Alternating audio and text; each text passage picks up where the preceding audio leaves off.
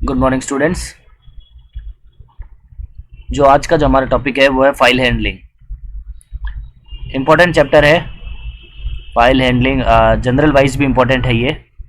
अगर आप आगे प्रोग्रामिंग करते हो तो भी ये इम्पोर्टेंट चैप्टर है, और एग्ज़ाम वाइज भी 5-7 नंबर का ये टॉपिक है, 11 चैप्टर। तो फाइल हैंडलिंग क्या होता है? तो सर, जितना भी हम काम करते हैं प्रोग्राम्स में, जो भी हम प्रोग्राम्स बनाते हैं, उनका डेटा या तो प्रोग्राम बंद होने तक ही ख़त्म हो जाता है, या प्रोग्राम ओपन करके हम वापस उस प्रोग्राम को रन करते हैं तो वापस वो डेटा बनता है और वापस प्रोग्राम के एंड होते ही वो डेटा ख़त्म हो जाता है।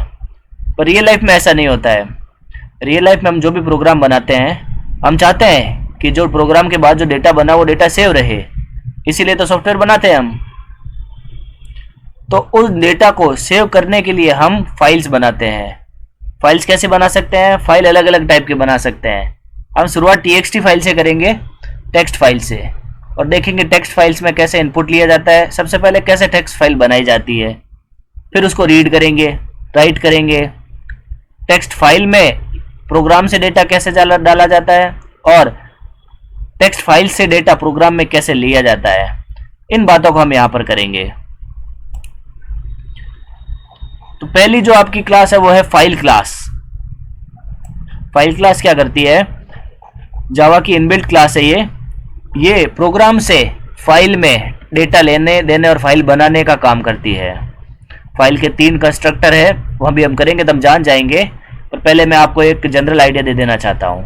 हम फाइल एफ या file obj is equal to new file, file का नाम और डायरेक्टरी का नाम और फाइल का नाम, या सीधा फाइल का नाम भी दे सकते हैं हम, या फिर हम चाहें तो डायरेक्टरी को किसी नाम में स्टोर करके फिर फाइल का नाम दे सकते हैं। सब हमारी इच्छा पर है। तीनों चारों हमारे इसके लिए कंस्ट्रक्टर्स अवेलेबल है। कुछ मेथड्स है इसके लिए, ये चेक करने के लिए कि फाइल के ऊपर हमने जो फाइल्स बनाई है उनके ऊपर चेकिंग के लिए, उनके ऊपर कुछ ऑपरेशंस करने के लिए कुछ मेथड्स यहाँ पर ऑलरेडी दिए गए हैं। हम इनको ट्राई करेंगे और देखेंगे फाइल क्लास से कैसे काम कर सकते हैं, और इसके बाद में एडवांस क्लास की तरफ ही चलते जाएंगे। एडवांस मतलब वो फाइल क्लास से ज़्यादा एडवांस है, कुछ ज़्यादा फीचर्स प्रोवाइड करती है। फाइल क्लास की क्या लिमिटेशंस है ये भी पढ़ेंगे, और इन लिमिटेशंस को ओवरकम कैसे किया जा सकता है ये भी हम पढ़ेंगे। तो पहले हम फाइल क्लास को देखते हैं, समझते हैं फाइल क्लास कैसे बनती है। फाइल क्लास बनाने से पहले एक सबसे इंपॉर्टेंट चीज़ है, हमें java.io.फाइल क्लास को इंपोर्ट करते हैं। जावा के इनपुट आउटपुट फोल्डर में है ये, तो हम इसको सबसे पहले इंपोर्ट करते हैं और बाद में फाइल नाम के फंक्शंस को यूज़ करना शुरू कर देते हैं। तो अब प्रोग्राम में सीधा चलते हैं। प्रोग्राम में हम क्या करते हैं, एक फाइल नाम क्लास का ऑब्जेक्ट बनाते हैं। ये file f is equal to new file, और यहाँ पर लिखता हूँ मैं मेरा पाथ। जो भी पाथ मुझे चूज़ करना है, कुछ भी पाथ चूज़ कर सकते हैं, कोई इशू नहीं है। मेरा जो फाइल का नाम पाथ चूज़ किया मैंने ई फोल्डर में किया है। तो अब जैसे हम अभी देखेंगे ई फोल्डर में फिलहाल के लिए कोई न्यू फाइल नहीं बनी हुई है, कोई txt फाइल नहीं बनी हुई है। अभी मैंने यहाँ पर लिखा file f is equal to new file. ये फाइल का सिंटेक्स है, आपको इस बात को याद रखना है कि file object is equal to new file, और इसके पैरामीटर्स में हम क्या डालेंगे, वो पाथ डालेंगे और फाइल का नाम डालेंगे जिस नाम से मुझे फाइल सेव करनी है। तो यहाँ पर मैंने abs.txt नाम से एक फाइल बनाई है। कहाँ पर? ई में बनाई है सर। तो ई में जब भी प्रोग्राम एग्जीक्यूट होगा तब क्या होगा,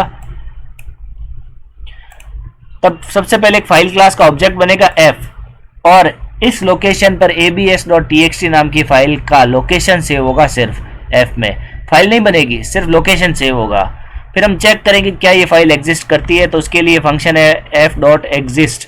ये फंक्शन अभी मैंने आपको यहाँ पर बताया कि सर इतने सारे फंक्शंस हैं, इनको हम एक एक करके ट्राई करने वाले थे। एग्जिस्ट फंक्शन क्या करता है, रिटर्न ट्रू करता है इफ फाइल और डायरेक्टरी एग्जिस्ट। अगर वो फाइल और डायरेक्टरी ऑलरेडी बनी हुई है तो ये रिटर्न ट्रू, अगर यहाँ पर वो फाइल ऑलरेडी होती तो ट्रू रिटर्न करता है, अदरवाइज फॉल्स रिटर्न करने वाला। तो अभी नहीं है फाइल बनी हुई, क्योंकि हमने अभी खाली फाइल क्लास का ऑब्जेक्ट बनाया है, तो ये खाली ट्रू ऑब्जेक्ट, ये ट्रू रिटर्न नहीं करने वाला, ये फॉल्स रिजल्ट करने वाला है। अब हम एक फंक्शन मानते हैं f.create new files. f object में क्रिएट न्यू फाइल नाम का अगर फंक्शन को कॉल करते हैं तो ये फाइल बनेगी। किस नाम से? जो भी मैंने नाम यहाँ डाला है, abs.txt txt नाम से ये फाइल बनने वाली है। उसके बाद में फिर से चेक करेंगे क्या फाइल एग्जिस्ट करती है या नहीं करती है। अगर यहाँ पर बन चुकी है तो यहाँ पर ट्रू रिटर्न आएगा, और अगर नहीं बनी है तो यहाँ पर भी फॉल्स रिटर्न आएगा। इस प्रोग्राम को सबसे पहले हम रन करके देखते हैं क्या आउटपुट आता है और क्या नहीं आता है। तो जैसे मैं रन करता हूँ 3 लाइन की आउटपुट आई है। पहले लाइन क्या बोलती है कि डज फाइल एग्जिस्ट और नॉट। सबसे पहले फाइल एग्जिस्ट करती थी, नहीं करती थी सर। उसके बाद में फाइल बन चुकी है, जैसे फाइल हैज बीन क्रिएटेड, और फाइल f.create न्यू फाइल का फंक्शन भी यहाँ पर चल चुका है। उसके बाद में फाइल वापस से चेक करते हैं क्या फाइल बन चुकी है। इस बार ये क्या रिटर्न करता है, ये ट्रू रिटर्न करता है। ये बता रहा है कि सर आपकी फाइल आपने जहाँ भी लोकेशन डाली है वहाँ पर बन चुकी है। तो मैंने लोकेशन ई की डाली है, तो मैं मेरे फोल्डर में ई में चेक करके देखता हूँ क्या वो फाइल बनी है। हाँ सर, ये abs.txt नाम की फाइल बन भी चुकी है। ये फाइल जो पहले यहाँ मौजूद नहीं थी वो अब बन चुकी है। कहाँ से बनाई है, हमने उस प्रोग्राम से यहाँ पर एक फाइल बनाई है abs.txt नाम की। अब मैं इसको वापस से रीरन करके देखता हूँ क्या जो फाइल बनी है उसको एक बार और रन करने से क्या नई फाइल बन जाएगी, क्या 2 फाइल बन जाएगी, क्या आउटपुट आता है, ये हम देखते हैं। तो दूसरी बार रन किया तो क्या दिखा रहा है, डज फाइल एग्जिस्ट और नॉट। फाइल f.exist क्या रिटर्न कर रहा है, ट्रू ही कर रहा है सर, क्योंकि ऑलरेडी एक फाइल थी abs.txt नाम की और इसने चेक किया कि एग्जिस्ट है, एग्जिस्ट है। जब एग्जिस्ट होती है फाइल तब f.create न्यू फाइल नाम का फंक्शन नई फाइल क्रिएट नहीं करता है सर, उसको ऐसे ही जाने देता है। तो फिर फाइल हैज बीन क्रिएटेड ऐसा कैसा प्रिंट हो गया, और फिर वापस f.exist ने क्या रिटर्न कर दिया, ट्रू रिटर्न कर दिया है सर यहाँ पर। तो ये फाइल ऑब्जेक्ट से फाइल बनाने का तरीका है, ये कोड है। आप